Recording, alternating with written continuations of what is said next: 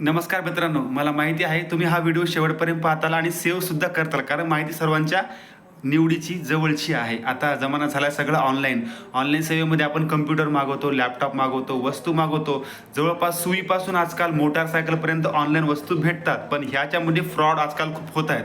वस्तू खराब येणे, वस्तू योग्य न येणे, डिलिव्हरी लेट होणे, वस्तू वेगळ्या येणे, बऱ्याच गोष्टी होतात. तर करायचं काय? ऑनलाईन जेव्हा आपण ऑर्डर करतो त्यावेळेस आपल्याकडे ऑनलाईन रेकॉर्ड सगळा तर असतोच. त्यानंतर काय करायचं, जेव्हा तो पार्सल आपल्या घरी येतो त्याचा अनबॉक्सिंगचा एक व्यवस्थित व्हिडिओ तयार करायचा. व्हिडिओमध्ये सगळं वर्णन सांगायचं की व्हिडिओ उघडत आहोत काय आहे. त्याच्यामध्ये जर सगळं ओके असेल तर ठीक आहे, पण जर घोळ झाला असेल तर लगेच त्या कंपनीच्या ईमेलवर एक मेसेज पाठवा की अशी आम्हाला वस्तू आलेली आहे, किंवा त्यांच्या ॲप्लिकेशनवर वस्तू बदलायचा किंवा रिटर्नचा जे काय तुम्हाला करायचं ते प्रॉब्लेम करून टाका.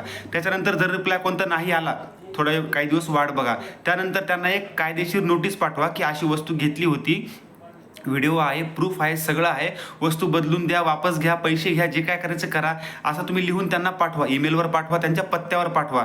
आणि तुम्ही असं नाही केलं तर तुमच्यावर आम्ही कायदेशीर कारवाई सुद्धा करू, असं पण त्यामध्ये नमूद करा.